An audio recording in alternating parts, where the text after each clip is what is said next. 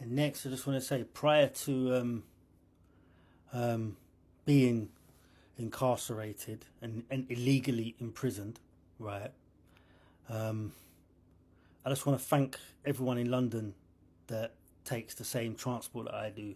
I don't say it and I can't say it, yeah, right, but it means the world, right? And thank you very much, right? But I must sort of say, like, before I started taking train on I started taking train on a regular basis, right? And a week or two before, it was only like a week or two before when I started taking the train every day, yeah, right? And between then and when I was illegally incarcerated, right, around Christmas time, just before, right? And I remember getting on the train, right, and these men were trying to give me like antisocial behaviour. And what happened was, you guys wouldn't know this, but I was on a jam-packed train, and you know your arms up like this, right? There's like an Asian man, I would say Bangladeshi, or he looks like Bengalis that I know from a Bengali that he looked like a Bengali that I know from Tower Hamlets, right? And whilst we're there, all squashed on the train, right? He's there going like this, like he's elbowing me purposely in the rib. He's just elbowing me, just like nudging me like this, but consistently doing it as the train's rocking and moving between stations, right? And something just told me, Mark, just be tolerant. Just like, no one can see, only he knows what he's doing, yeah, right? And I just stayed calm. I just stayed cool, because if you make a scene, it's a jam-packed train, no one can see what he's actually doing, yeah, right? And if no one can't see, it didn't happen, right? So I just kept cool. I get off the train, someone that looks like another guy from that kind of area, of that background, tries to get as close to me as possible at Canada Water. And literally they were tailing me and trying to get some type of a response out of me, yeah, whilst on the train network, yeah. And I never responded, right? Now, can you imagine, yeah, had I have responded in the way like I wanted to with that guy, right, that would have been held against me when I was incarcerated a week later. That would have definitely been held against me, yeah. So this is how these people may know what's coming up in the future, and sort of set skits and games to try and like get me to commit to doing things that I don't ever want to do, and I'm not like, yeah. But I just wanted to air this out just to let you know, like, there's sometimes these guys running around running sequences of events to make me sort of tip me over the edge and make me get angry or make me get upset. But I'm relaxing to it all, but I'm just letting you know, like, that's what was happening. So all you people that come around me on the train right now and do good things, or just like, you know what, I'm going home or whatever, do you know what I mean? And that's it. Thank you very much. I don't want to say it because it can just change, right? But thank you very much, because some of the games that these guys would have been playing or may still go on to play, do you know what I mean? You've helped in stemming the flow sometimes. But yeah, that's little things like that were going on in the background whilst going around the London Underground network, which I'm kind of enjoying because I don't really get out that much anyway. So I didn't want to say it at the time, because people, like, all of a sudden, you know, I'm locked down, I can't go nowhere. They got ways of like locking me down sometimes, right? So do you know what I mean?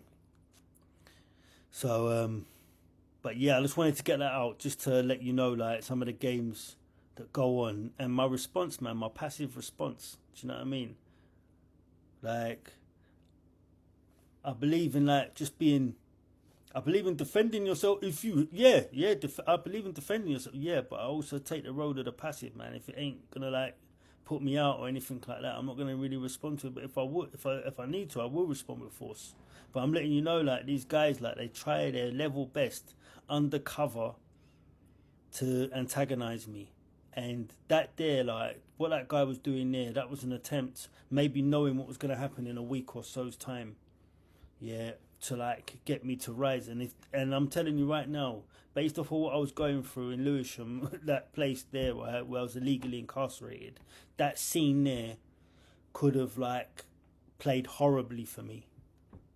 if it would have went the way the way my mind was thinking, you know. And yeah, so people like that, stay away from me. But I don't think you will. But I'm just letting you know in the background what some of these people have been up to and what they've been doing. Anyway, let's move on. I don't know whether to call this a Golders Green Barnet chat or to call or to call it like a N Dubs chat. I think I'll call this an N Dubs chat, right? Now, just to let you guys know, when I go home sometimes, right, at the end of the night, the last person I see are people like this.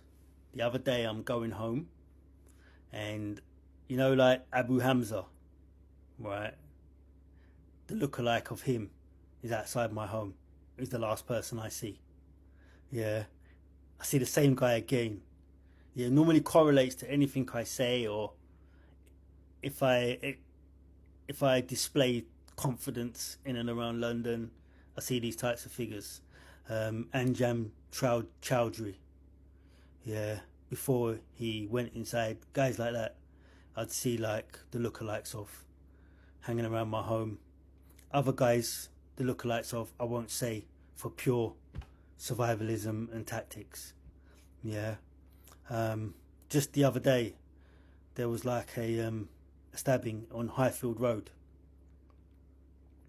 and just by chance, I was going to the area that day, and I walked past. I remember I see GB News, and just went on about my day, normal day's business, right?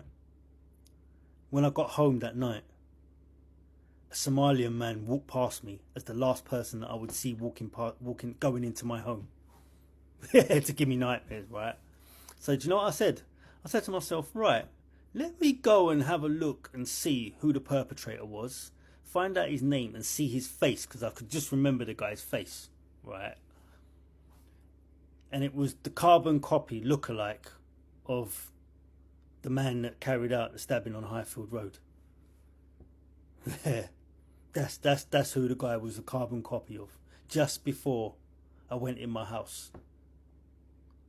Yeah. But they're quite smart. They left his face vacant because he also looks like someone else that I know. But yeah, but on the actual day of the stabbing, yeah, he looked exactly like, and that was the person that I saw, last person that I saw before I went in my home. Yeah. This is years in the making, right? A few weeks on now, or just a few weeks ago, I'm going to like northwest London. That guy has been the last person that I see walking into my home again. I think he's done it 2 or 3 times. Yeah, I get it. Yeah, right. There's people that don't like you and whatever else. Yeah, but he's linked it to an area, and it's kind of like threatening. Do you know what I mean? It's kind of like, if I was going to court now, would I get witness intimidation for stuff like that? You know? But yeah, that's what I have to go through sometimes when I go home, after I go to certain places, or before I go to certain places. Yeah, right. And I must say, like, the thing I noticed that's different is that a lot of sort of Afro-Caribbean black men, they show me just as many negative faces, because I live a life of faces, right, and people, right. Yeah, but they do it in a shepherding sort of way. When these other guys, they do things to remind me of every violent incident I would have been witness to from the age of 5, in a way to kind of constrict my mind into negativity. Yeah, when other guys, they come out and just do it now and again when I'm in maybe like just in a place that like is not good or whatever, or just like it's a timing thing or whatever, do you know what I mean? And it's hard to pick it most of the times, but when they do it on a consistent sort of conveyor belt style, constantly, you know. Like, for example, like there was a guy that I was seeing everywhere. Every time I deliver a parcel and drop off a parcel, there's this guy. He's like a third party. He doesn't have any uniform on, nothing or other, but he's always standing at a location in West End, looking kind of like You know, he's got a good size in him, 6'3", 4", whatever, kind of like a, you know, well athletic man or whatever. And he's just there looking like menacing all the time, like he's watching everyone and me, right? Like, yeah. And I see him, and eventually his face is etched into my mind so that I know him. I can't avoid it, yeah, right? And then when I've left the work now, I don't know whether my YouTube is hacked or whatever, right? But his carbon copy is the leader of someone that wants to, like, who's got like thousands of guys under him, that wants to commence a caliphate within Europe. That is who he looks like. Straight away, that's who he looks like. Now, to me, people always say, "Oh, Mark, man, you're always saying like Muslims this or whatever and all this sort of stuff." To me, they're more dangerous. They're the most dangerous people in the world, to me. Especially when you don't like do what they say, or you whatever else, or you're in their eyeline or whatever. You're like, they're dangerous to you, and there's much more of them than anybody else I could ever imagine. You know. And it doesn't mean I think in the end, like, no, most of the time it's your own kind that comes and does something to you or whatever. 9 times out of 10. And it's better that way because it won't come off racist. Yeah, anyway, right? So, yeah, I'm still wary of my own kind as much. But with them, I have to be more stealth-like in a funny sort of way. I don't really let this out. I need to watch them more carefully, because they're more dangerous in a funny sort of way, because they're the guys in the end that will try certain things with you. And the white boys, right? When the continual sort of 24/7 or whatever daily pressure is, I'd say Muslims or whatever, chasing me around. But really and truly, when time comes, it's them other guys I've got to look out for sometimes as well. You know? And the only time these other guys tend to come out is when I have to complain of racism, this and that and this and that, and that's when these other guys start moving a bit booky, as they call it, around me. Yeah, anyway, I won't go into it because I've got to watch for my own stealthiness and all the rest of it. Although everything's cool, I would say, but you know, you still got to look after yourself in a funny sort of way, you know. But yeah, just to let you guys know, man, I get a lot of faces of people that would be intimidating. If you were a witness in a court case, you would get off on witness intimidation as the last people that I see when I go into my home quite a few times. If they can't drive by, they'll ride their bike by. Yeah, or whatever. Or if they can't walk by, yeah. And 9 times out of 10, yeah, it's not like black. It's not black African Muslims either.